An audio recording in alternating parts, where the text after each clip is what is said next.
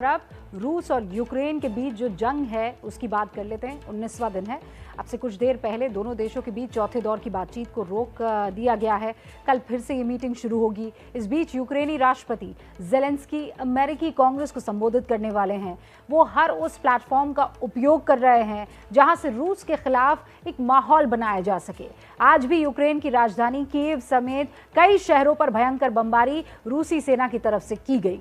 नतीजा भयानक और भयंकर तबाही। इमारतें आग की लपटों से घिरी हुई थी। कुछ इमारतें एकदम ढेर हो चुकी थी।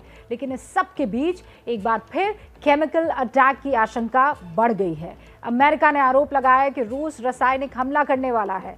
कितना खौफनाक हो सकता है ये केमिकल वेपन से अटैक करना, आप इस रिपोर्ट से समझिए। यूक्रेन की इन दो तस्वीरों से आपको अंदाजा लग जाएगा कि 19 दिन से युद्ध की विभीषिका झेल रहे इस देश की हालत कैसी हो गई। दशकों में बनाई खुशहाली कैसे कुछ 100 घंटों में मातम में बदल जाती है, ये यूक्रेन से बेहतर और कोई नहीं जान सकता। यूक्रेन के करीब करीब हर बड़े शहर की तस्वीर ऐसी ही है। हर तरफ बर्बादी ही नजर आती है। तबाह हो चुकी इन इमारतों में रहने वाले करोड़ों लोग शरणार्थी बन चुके हैं। पड़ोस के देशों में लाखों की संख्या से यूक्रेन भागकर लोग पहुंच चुके हैं।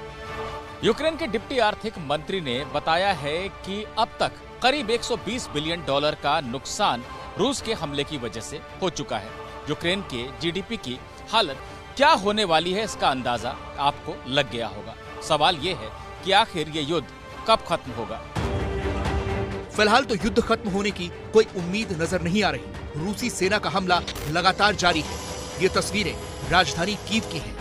चारों तरफ तबाही का मंजर है। अभी तक रूसी सेना इस पर कब्जा नहीं कर पाई है, लेकिन उसके हमले का पैमाना कितना बड़ा है आपको तस्वीरों में नजर आ रहा है। कहीं आग लगी है तो कहीं इमारतें जमींदोज हो चुकी हैं। सबसे ज्यादा मुश्किल तो राहत और बचाव कार्य में लगे कर्मचारियों को हो रही है। हमले के बीच वो घायलों को बचाने में लगे हुए हैं, ये जानते हुए कि पता नहीं कब उनके ऊपर बम आकर गिर जाए। रूसी सेना लगातार कीव पर कब्जे की कोशिश कर रही है। वो न सिर्फ धीरे धीरे कीव में घुसती जा रही है, बल्कि अपने हर बीतते वक्त के साथ अपने हमलों को भी तेज करती जा रही है। रूसी आर्टिलरी की फायरिंग ने कीव के बाहरी इलाकों में जबरदस्त तबाही मचाई है। हमले में 2 लोगों के मारे जाने की खबर है और 12 से भी ज्यादा लोग इस हमले में घायल हुए हैं। अपार्टमेंट्स के कई फ्लोर आग की चपेट में आ गए हैं। इमरजेंसी सर्विसेज के कर्मचारी बचाव कार्य में लगे हुए हैं। वहीं दोनों ही पक्षों की तरफ से मीडिया वॉर भी जारी है। दोनों ही देश वीडियो जारी करके अपना अपना दावा कर रहे हैं। ताजा वीडियो रूसी रक्षा मंत्रालय ने जारी किया है। इसमें दिखाया गया है कि यूक्रेनी सेना के जिन हथियारों पर रूसी सेना का कब्जा हो गया है, उन्हें दोनेत्स्क और लुहांस्क में मौजूद विद्रोहियों को दिया जा रहा है। रूसी रक्षा मंत्रालय के मुताबिक इन दोनों ही इलाकों के लोग यूक्रेनी हमले से खुद को सुरक्षित रखेंगे। अब सवाल यह है कि यूक्रेन रूस से जंग तो लड़ रहा है, लेकिन कब तक वो सुरक्षित रह पाएगी? कब तक रूसी सेना से उसकी सेना संघर्ष को जारी रख पाएगी? क्योंकि जो खबरें आ रही हैं, उनके मुताबिक जंग का तरीका बदलने वाला है। रूस और यूक्रेन की जंग में मुद्दा अब रासायनिक और जैविक हथियारों के इस्तेमाल का भी उठ गया है। रूस ने आरोप लगाया है कि यूक्रेन में जैविक और रासायनिक हथियार बनाए जा रहे हैं और उसके आरोपों के निशाने पर अमेरिका समेत पश्चिमी देश हैं। हालांकि यूक्रेन और अमेरिका ने इन तमाम आरोपों को सिरे से खारिज किया है। We know quite well that the manic obsession with which Putin fantasizes about non-existent biological or chemical weapons or hazards in Ukraine is very dangerous. रासायनिक हथियारों को बनाने की बात तो अमेरिका और यूक्रेन ने नकार दी, लेकिन साथ ही इस बात की शंका भी जाहिर कर दी कि रूस यूक्रेन पर केमिकल हथियारों से हमला कर सकता है। ये दावा किसी और ने नहीं, बल्कि अमेरिकी राष्ट्रपति जो बाइडेन ने किया है।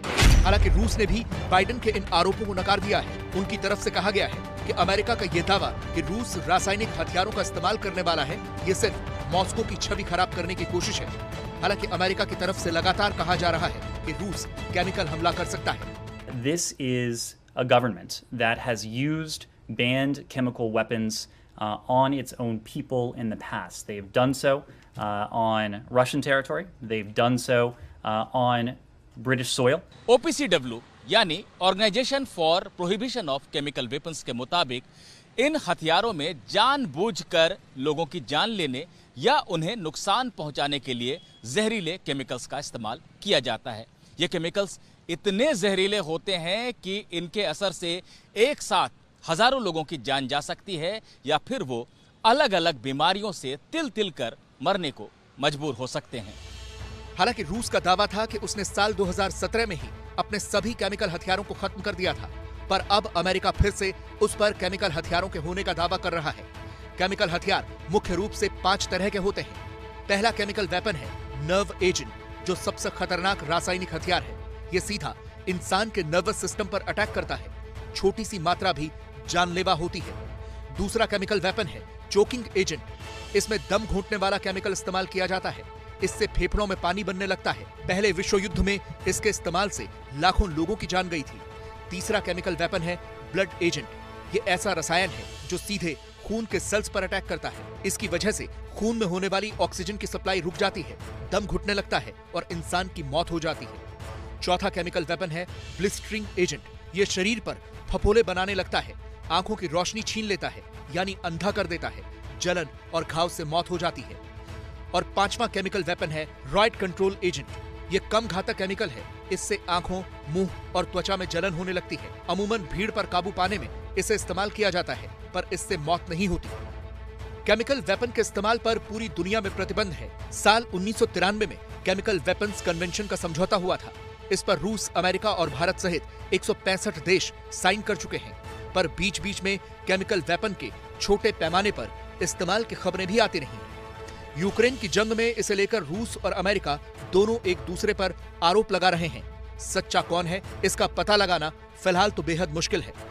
रूस और यूक्रेन की जंग सड़कों पर लड़ी जा रही है। इसमें जितना यूक्रेन का नुकसान हो रहा है, उतना ही रशिया का भी। इस बीच यूक्रेन से एक तस्वीर सामने आई है, लेटेस्ट है, जिसमें एक यूक्रेनियन सैनिक एक रूसी टैंक को एंटी टैंक मिसाइल से ध्वस्त कर रहा है। ये तस्वीरें इस वक्त दुनिया भर में ट्रेंड कर रही है। एक तो खार्किव पर हमले की ये तस्वीर आप पहली तस्वीर में देख रहे हैं, और दूसरी कीव में भारी तबाही मची हुई है और एक सैनिक एक टैंक को ध्वस्त करता हुआ नजर आ रहा है। वो तस्वीरें दुनिया भर में ट्रेंड कर रही हैं। माफी चाहती हूँ, वो तस्वीर तकनीकी परेशानी की वजह से मैं आपको दिखा नहीं पा रही हूँ।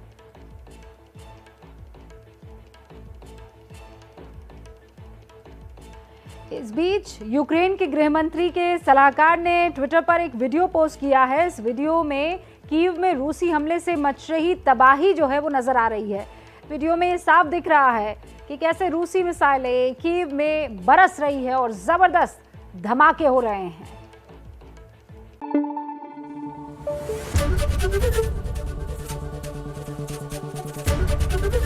एबीपी न्यूज आपको रखे आगे।